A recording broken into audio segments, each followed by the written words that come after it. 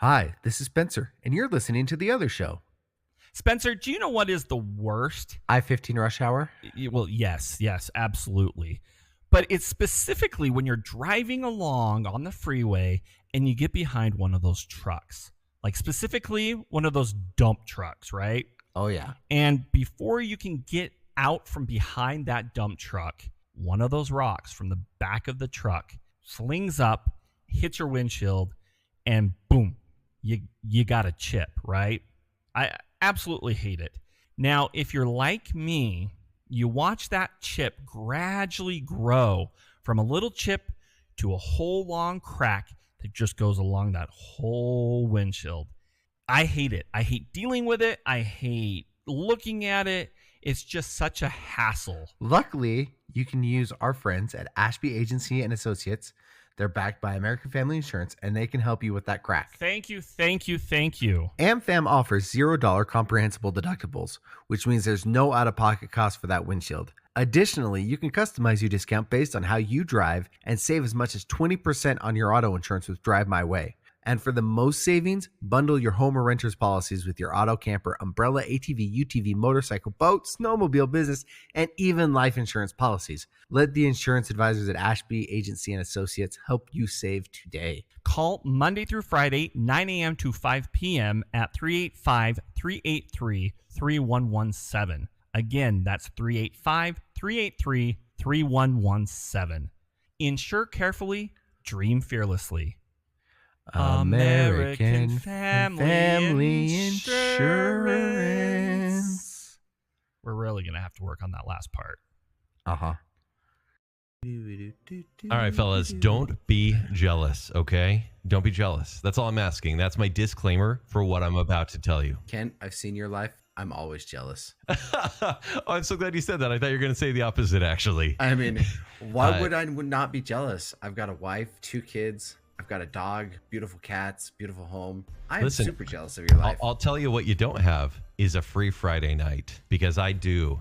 And what I'm doing this coming Friday, I am jealous. I'm going to a great event that sadly I won't be able to actually give the report on until next week's show. But I want to preview it. Now, Josh, Bush concert? Listen, the day I go to a Bush concert. That's so funny because Spencer and I are going on a ghost hunt. Hey, I'll be there just 40 minutes late. So, no, listen, if there's a big concert like that, we're all going, and then Joel and Jake as well. So, but here's the thing. Now Zach. This coming. Yeah, I guess I can invite Zach. Episode 501 of Baconsale. Yeah. So, this coming Friday, I was invited by Tim Behunin to go to WWE Smackdown. Oh my gosh. And it's at the Delta Center. I just want to know, before I get into like the details, what are you guys' thoughts on the WWF/WWE throughout the ages? Not even right now. Like, what has been your personal history with wrestling? It's where my beef jerky addiction kind of came to fruition. You mean Slim Jims? Well, isn't that beef jerky? No. I would say no, it's different. No, it is very different. Yeah, let's ask Spencer, the meat guy. So beef jerky is actually dehydrated strips of meat, whereas a Slim Jim is considered a beef stick. So it's actually in a casing that's almost like a paper casing, but it's a collagen casing. And then it is not dehydrated, but what is the word I'm looking for? Cured. It is cured in the actual casing there. So no, it is not beef jerky. Did we ask Spencer or did we ask Wikipedia that question? Yeah, no, truly. And I like how I was asking a wrestling question, but it turned into a meat casing question. I'll leave it to Spencer. I mean, to be fair, it is the WWF, WWE, and under Vince McMahon, it was a meat casing. Oh my gosh. And with the amount of steroids he was doing, it's about the size of a Slim Jim. Jeez, take it. No, Spencer, no. You went for the sneaky E and we got it. Okay. So not the sneaky D, the sneaky E. So I feel like there's several generations of the WWF, and this is not including WCW and or more old school wrestling. But if like you're old millennial like myself, and I'm saying very old, like on the tippity top, close to Gen X. I remember in the late 80s, early 90s, there was the WWF like grand entrance area. That was when WrestleMania kind of got its start. Mm-hmm. Hulk Hogan was there, Andre the Giant, Macho Man Randy Savage, all those guys, Ultimate Warrior, you name it. And that was kind of like the kind of like silly era, I would say. but it made it very popular. These were characters, these were names. Did you guys know about like these guys from whether it was Toys R Us toys, like the little pillow dolls that you would fight, right? Like what was your experience? So for me, that was when I was a kid. So like I knew the action figures, but I didn't know where they came from. For me, like I knew the WWE and WWF when it was the Attitude Era, Stone Cold Steve Austin, Rey Mysterio, The Undertaker. Sure. N64 games. Yeah. That's really where I got to know them. Josh, did you fall into wrestling fandom in any era? Yeah, actually that era that you just explained, and it was actually my grandma that got me into it. Go on. My grandma just, I don't know what it was about wrestling. Yeah, why did she like it? I think it was something that she shared with my grandpa. I don't remember my grandpa watching it or being a huge fan of it, but my grandma loved the theatrics. Yes. She loved Hulk Hogan. She loved, these larger than life personalities, and we played up to it, with my grandma, and she loved it. We loved it. But beyond Hulk Hogan, Andre the Giant and everything, like it kind of died there for me. You guys had like obviously the card shop over at 5 Points. Oh yeah, we had cards. Yeah, I was gonna say, was there any merch or memorabilia that you guys had? Trading cards. Okay. There may have been more, but most of our memorabilia side of the sports card store came from the Karl Malone store. Sure. Because we did kind of a trade off. So I don't remember anything. That makes sense. The WW. I would love to know how much WWF cards are worth now from that era. Oh, nothing. Come on. No, they're not worth anything. Maybe someone do that research. Hey, that is still the same era as like the Garbage Pail Kids, Which are worth something. those are worth a pretty penny. Yeah. I have a ton of those, but they're in bad quality. Actually, what we need Brandon Monson to chime in on this because he's the one. He's the expert when it comes to trading cards and everything. Okay. Yeah, good call. Okay, so while Spencer's researching that, because I need to know actually, He's typing away like he's a receptionist at a or law firm like a over hacker on a recent movie. I there. found I'm gonna it. go with the receptionist. I got through the fire. Yeah, that's right. Okay, the most expensive ones I can see. So let's sort by Like a Hulk Hogan one. price, highest first. Okay. Hulk Hogan. Okay, fine. It might be worth something. Okay. Might be Let's hear worth like $500,000. Stop it. Stop it. There's $177,000 for What? You're thinking like 12 cents. $500,000? yeah. Yeah, these are not Don Russ 1991 cards. Oh yeah. There's one with Andre the Giant and Hulk Hogan for $30,000. That's a deal. Dude. Dwayne the Rock Johnson, his rookie card, $24,999. They have rookie cards for wrestlers. Yeah. Well, he also played football. No, this is his wrestler. Oh, okay. 1991 Undertaker, Wow. $20,000. Oh my word. Huh. Where was I? I should have got this stuff. Well, it's funny, right? Because, at that time, like I used to always watch it with my dad on like Saturday afternoons. Because that's just when they had like a replay of like WWF hits back then. And then it was like once you hit junior high, people kind of made fun of you. And I know, Spencer, for you were like 3. But like for Josh and I at this time, everyone was like, oh yeah, you watch wrestling, it's so fake. And you're like, it's kind of like when everyone told you to stop liking Michael Jackson, right? Oh, it's horrible. And yeah, I don't like it. I don't like it anymore. No, I don't like it, guys. Kent, this is like when people learned what were in hot dogs and told you what were in hot dogs, so you weren't supposed to like hot dogs anymore. But guess what? I doubled down. Of course. Well, why you have to bring up hot dogs every show? You don't just double down. You time it down. My whole personality. It'd be fine with you people if you didn't make it your whole personality. So I stopped watching wrestling for about 6 years. And then I hit 17 years old, and I remember going to a buddy's house. He was watching a pay-per-view special. Remember pay-per-view? Now they just have crappy fights on Netflix. Anyways, recent. Anyways, he was watching a pay-per-view of WCW, and I watched one. I'm like, hey, this is actually kind of funny. Like it's kind of like you said, Josh, like the presentation, except for it had an edge now. And so in the late 90s, WCW was doing something pretty extreme with the oh my gosh, NWO, that's what it was. And then I don't remember any of these. The New World and Order. honestly, if I could take the time to do a TED Talk for you, it would take about 4 hours. I would help you Just understand. make a Baconsale episode. No, I can't. and They just don't care. send me They the don't link. like wrestling. So it's only me that gets excited about this, which is why I'm doing it here on the other show. I'm sure that Nicole D. Hale Would love to join you on that. Where are you at, Nicole? Where are you at? So Mm-hmm. WWF kind of came back into prominence with Stone Cold and The Rock and, you know, the old school guys like Undertaker and even some old returning favorites. And it was called the Attitude Era, and that's what Spencer mentioned.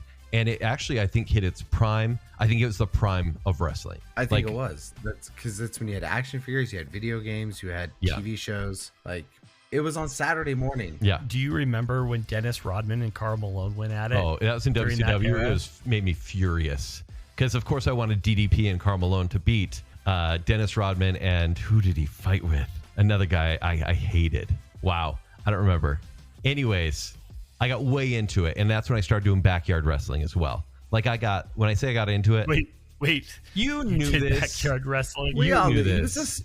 He was a spelling bee. Yeah, my wrestling name was the Spelling Bee, Josh. I don't remember this. Okay, well, we would light each other on fire and throw each other into like the announcer tables and jump off scaffoldings. And it was ridiculous. Like I was a dumb, skinny 17-year-old that would record these pay-per-view specials.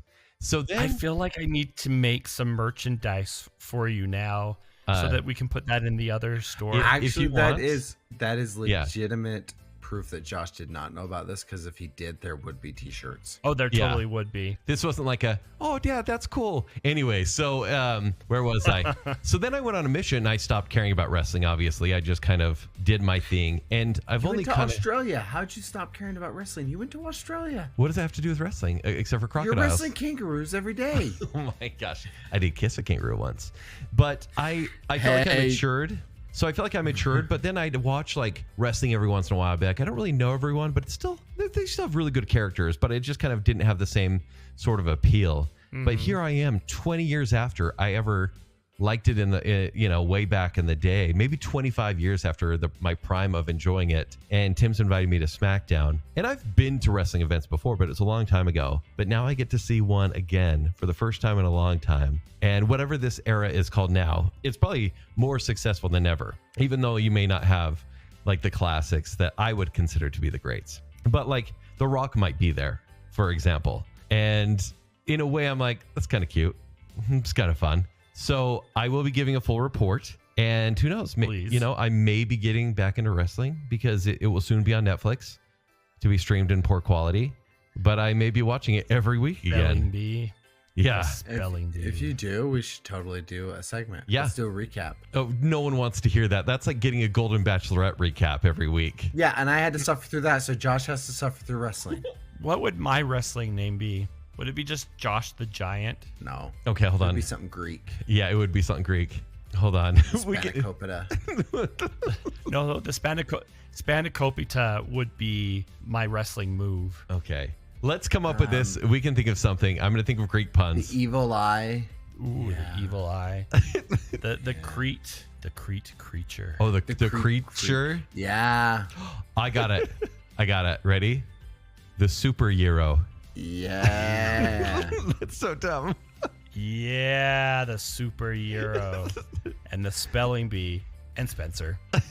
Yeah. Oh, please, or the pickler. Like Spencer. The like pickler. Spencer's have a The pickle pickler. or Wiener nickname. Come on. Nah, I'd rip it right The from pickler. DC Comics. I'd be the Condiment King. You actually would. Anyway, so I actually like the pickler. I've got options. okay, so Josh will work on. Well, let's workshop some names. If anyone listening has any ideas for names, I'll be the Condiment King during my heel turn, and then I'll turn into the Pickler when I go straight. I There feel we go. like the pickler is a villain. Oh, it's okay. Fine. The Pickler will be my heel turn. Your logo would be a silhouette of your lucky finger, looking like a pickle. Pickle fingers. That's zombified pickle finger. All I right. love this idea. Okay. Anyways, I'm very excited, clearly, and so I need you guys to share in my joy. But yeah, full report to come. I appreciate it. So, I appreciate it. and obviously, it seems like we just need to go to like, I don't know, yard sales or garage sales and try to find some WWF cards from way back in the day. Because seriously, For a second there, I thought that you were talking about going to yard sales to get old tables that we can smash into and everything. so what we would do, we'd actually, when I wrestled, we bought like hollowed out like closet doors They were just, they were wood, but they had the cardboard paneling on the inside. And we'd put those on old church chairs. This was on a sports court back in the day. And so that would be the announcer table, because if you've seen wrestling, the announcer table will always be smashed, right? You always throw a wrestler into the announcer table, which was a door. And then we'd light that door on fire and then throw someone on it. And then we'd have to roll on the ground to get the fire out. Are you sure you're not a Buffalo Bills fan? Dude, this just triggered like a core memory from my childhood around that same time period for me, because back in the day when I was about 17, 18 years old as well, church basketball was a huge thing, right? And not only did I play church basketball, but my best friend's dad was the stake athletic director when that was, a thing. So putting on church basketball and everything was pretty much his biggest job there. Anyway, he enlisted my friend and I, and it was a group of 3 friends to help him. Yeah. So what did we do? We turned church basketball into an arena event, like a jazz game. Okay. We sat for hours, like sleepover hours, making like mixtapes of the jock jams of everything that we had heard at jazz games, right? Like Sirius, Thunderstruck, Aretha Franklin. Yeah. Okay. And so we made these into these huge events. We would do sound bites as well. Wait. During timeout. So you were just like the producer / DJ at basketball games. Yeah. So you weren't like playing and you're like, guys, this is awesome. This is where it all began. I was a DJ much earlier in life than I thought I was. Yeah, apparently.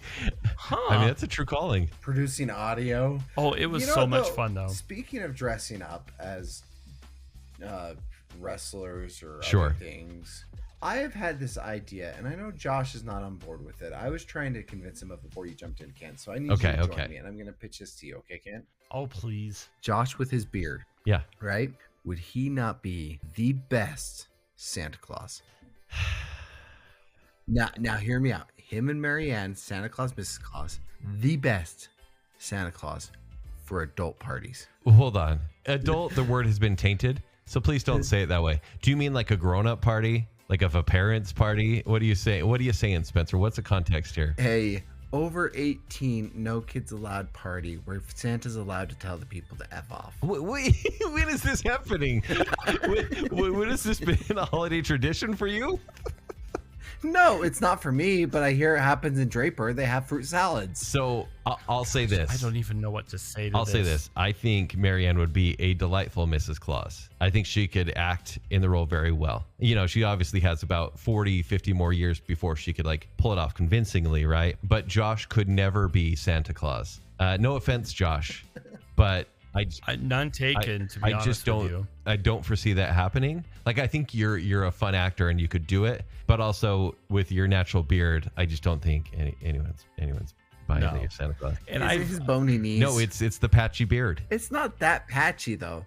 Like, just because it physically hurts a child to sit on his lap does not mean he'd be a bad Santa Claus. So because he's got bony knees.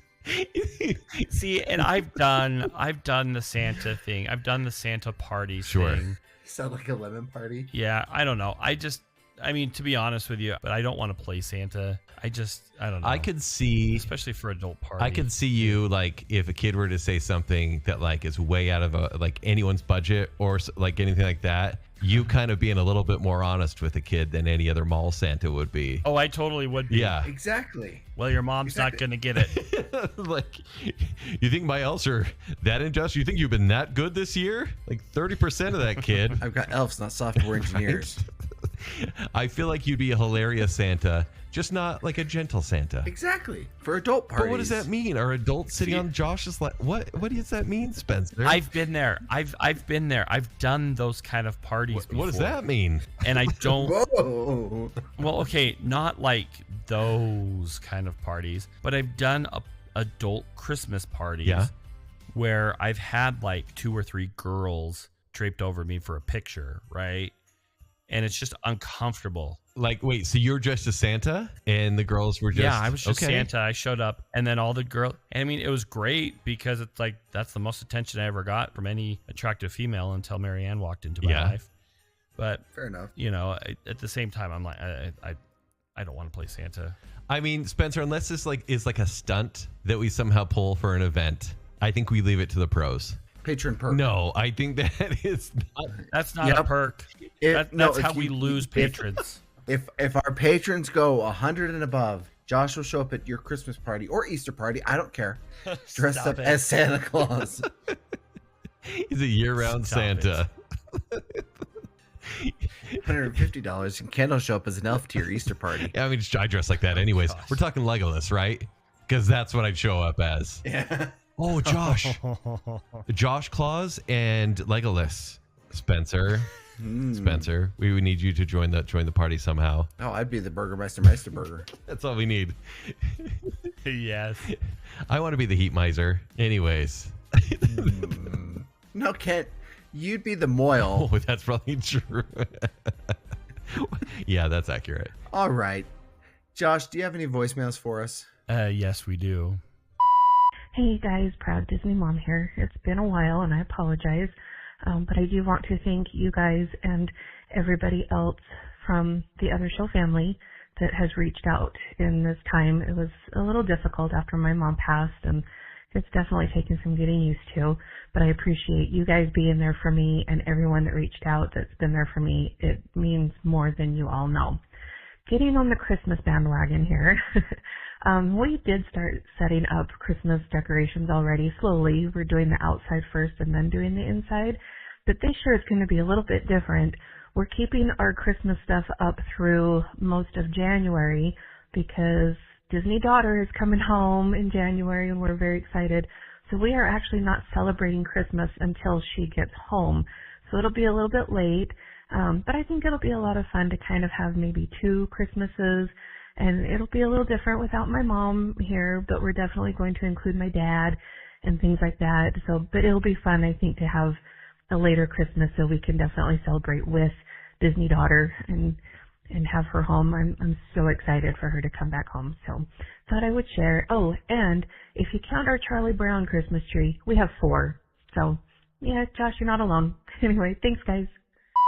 I actually did drive past Tanya's house the other day and saw her Christmas lights up. I was lost dropping Hazel off to preschool. Oh, you weren't just creeping. Okay. No. He had purpose. He had reason. Cell phone outage went out, and I don't know where her preschool's at. I had the address, but I couldn't pull up directions to it, and I knew it was somewhere in Tanya's neighborhood. So I did it the old-fashioned way. I used the address to locate a house. Hey, there you go. How did that go for you? I would have been on time if I had known that they were starting 15 minutes early this month. All right. See, I think the holidays are always a tragic time, right? Even if you lost someone, like no matter what time or what part of the year you lost someone, because it's such a family time, right? And so it always kind of makes it, if you do feel the loss a little bit more, right? And so we can all sympathize with that, and our hearts do go out to you. And I think in that way, bringing family and even celebrating Christmas in January or Christmas late anyways is a great idea, because really it is about family. It's whenever you guys can get together. Yeah. And even kind of extending the holiday, I think brings joy into the month where you kind of go, oh, everyone's taking their... See, I don't love Christmas, but for some reason, I get so sad when January hits and people take the lights down. Because I do think that, I'm like, oh, now it's just cold. Now it's cold and there's no lights. Yep. And I love... I'm the same way. I love the idea of extending it and going, hey, it's still a special time. We're still going to celebrate it whenever we can, with as many people as we can. Do whatever makes you happy during the holidays. And keep that tree up until February. Or tax day. No, careful, because sometimes, tax day. Sometimes it is April and you're like, oh. Oh, happy don't Easter. Say that, you haven't set up Christmas yet. And the only way I think you're going to get set up Christmas is if I get together with your mom. Excuse me? Watch it. Phrasing. He knows how to toe that line for that E. Next call. Hey guys, it's Rick. I am just dying to hear this P story from Josh from last week. And this is probably a record for me. It's probably like the first time in like forever, well, never actually, that I've like called the day of the show to call in. And so I want to hear this P story. Anyway, you guys are awesome. Talk to you later. Bye.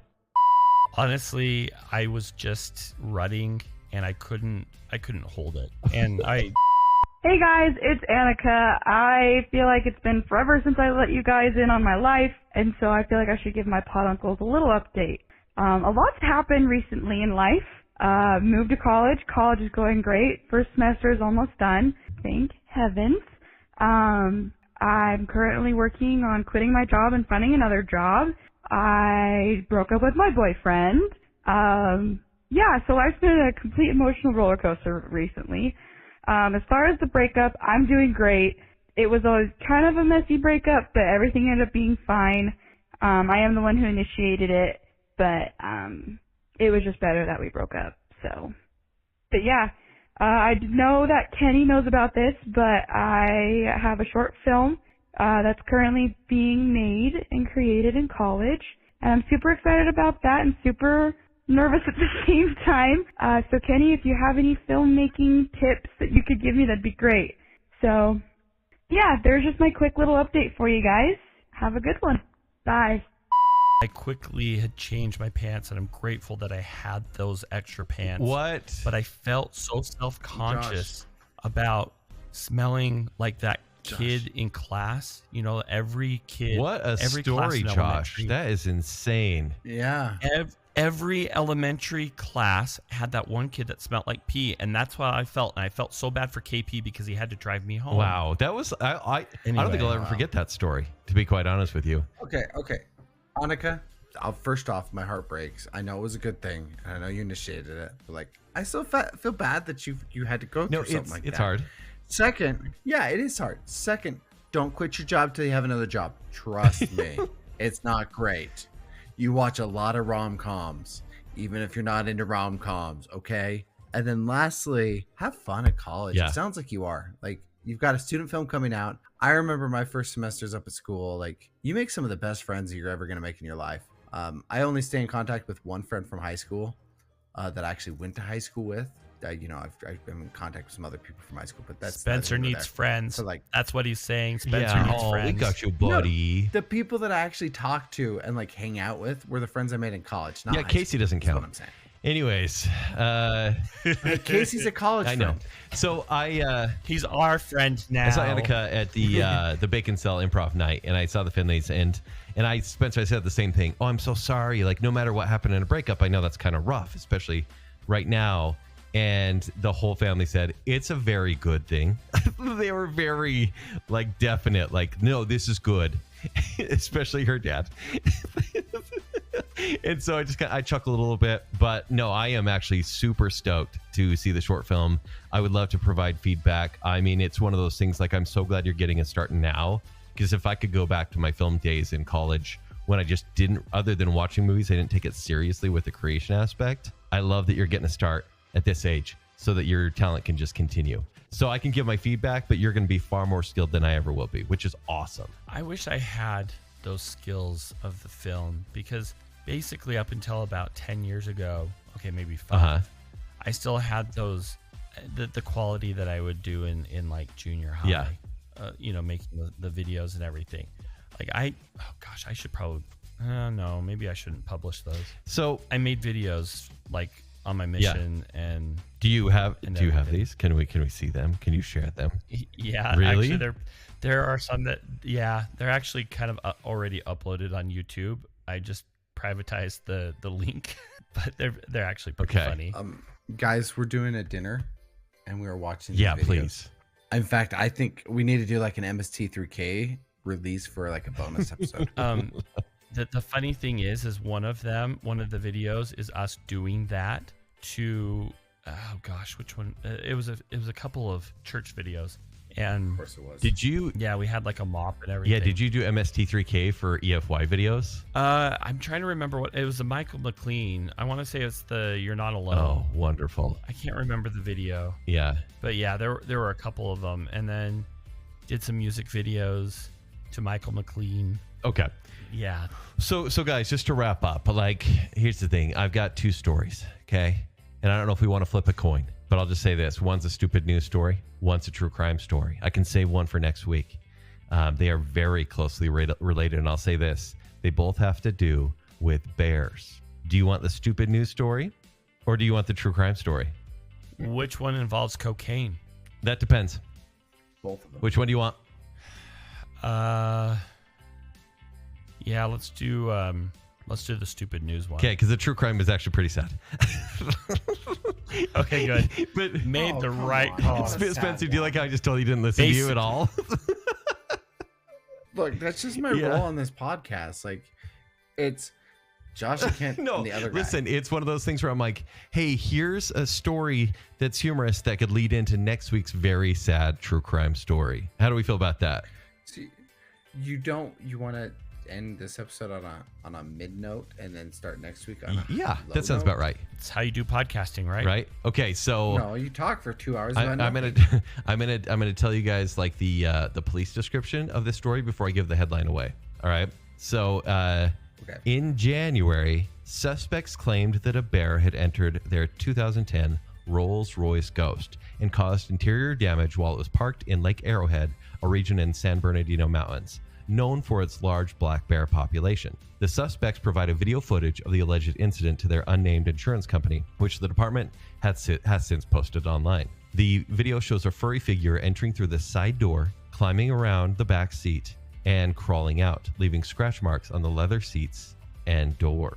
Okay, so I don't know if you guys have ever seen YouTube videos of this, but like or bears coming up to cars and maybe scratching or maybe pushing down on them, right? So there's video of this. Upon further scrutiny of the video, the investigation determined that the bear was actually a person in a bear costume. Josh, what were you doing in January? I was here. What does that mean? That is not an alibi, sir. No, we were actually taking a break. Yeah, you were in Disneyland, or we were taking a break from the show, right? Were you in? Oh, you were in California. Were you in the San Bernardino Mountains? No. Well, I was in Anaheim. Okay. Well, listen. Detectives found 2 more claims involving the same suspects from the same date and location, but involving different cars: a 2015 Mercedes G63 and a 2022 Mercedes E350. There was also video of these incidents, similar pattern, but it says suspicious authorities didn't rely solely on their animal instincts. They took additional steps to sniff out the truth. And so basically, the story goes on, and they got a warrant for the suspect's home, and they found a bear costume, complete with furry snouted head, paws, and metal tools in the shape of claws. It's like fake Wolverine claws almost. And somehow, and by the way, you can in this story, you can see the bear costume. It's the bear head kind of looks all right, but the rest of the body looks like, honestly, like you're a cocaine bear or your rehab bear, Josh, or reformed bear at this point. Let's be honest. Yes. Sorry, I got to put some respect on his name. Bishop. Oh, he's Bishop now. Bear. Okay. Wow, that was quite the advancement. He's now sponsor bear. So yeah, like I don't know how these guys thought getting in this bear costume and getting video of it, right, just to prove it to insurance. Like it must, like I need to find this video basically, because if it looks viable at all, kudos to them. They might earn it. This is a great case for why they should not legalize weed in California. No joke. Really? Okay, go on. Especially in the high desert. I mean, that's just, you're just asking for things like this. Yeah. Look, we allegedly don't know that the alleged bear wasn't real or not. Yeah, the circumstances say that there is a costume. Yeah. But who doesn't have a bear costume for weird things? Yeah. Do you have a bear costume though, with like, you know, like blades, like with like actual scratchers that match the damage? Look, no, I've got a onesie, okay? But Okay. What other people do behind closed doors in California, especially, we can't judge. You know what, Josh? I'm sorry I blamed you. I think it's Spencer now. Yeah. Spencer is the culprit, because where were you in January?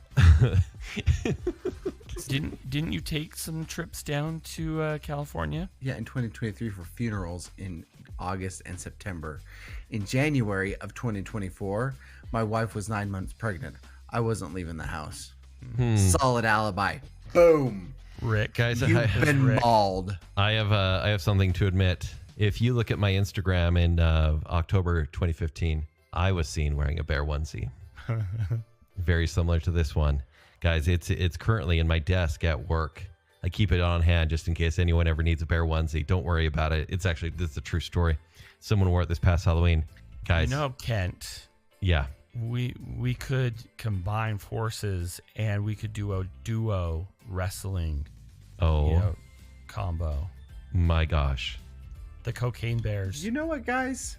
I think we've gone far enough off the beaten path here. Josh, why don't you take us away? But I want to talk more about this. Fine. You've just listened to The Other Show, starring Kent Dunn, Josh Hansen, and Spencer Myers. The Other Show is produced by Kent Dunn, Josh Hansen, and Spencer Myers. Show design and audio editing is done by me, Josh Hansen, and sales manager is Spencer Myers. The Other Show is generously supported by our friends on Patreon. A huge thank you to our Friends with Benefits tier. These friends are contributing a minimum of $25 a month, which in return comes with some rather significant benefits, including the weekly off-the-cuff episodes of The Other Show, monthly bonus episodes, quarterly live Q&A shows, and exclusive swag and perks. A huge thank you to our favorite Brit, Jonathan Vaskar, the lovely and talented Mrs. Robinson, the one, the only Chris Anderson, Brandon from Popfly Cards, Lady Terry A. Finley, the proud Disney mom, Tanya Budge, the other Keith Brown, It's Rick, not Dick Smith, Dave, and of course, our newest friend with benefits, Melanie Milring. To support The Other Show on Patreon, visit patreon.com/The Other Show to join. Please rate, review, and subscribe to The Other Show on Apple Podcasts, Spotify, iHeartRadio, YouTube, or wherever podcasts are found. Follow us on Facebook, Instagram, and X. To better connect with us and other fans of The Other Show, join our Facebook group, The Other Group. For past episodes, links to our other shows, and to shop for show swag, visit our website at theother.show. And remember, when you're not listening to me here on The Other Show, you can hear me on my other show, The Party in the Back. You can hear me on my other show, Baconsale.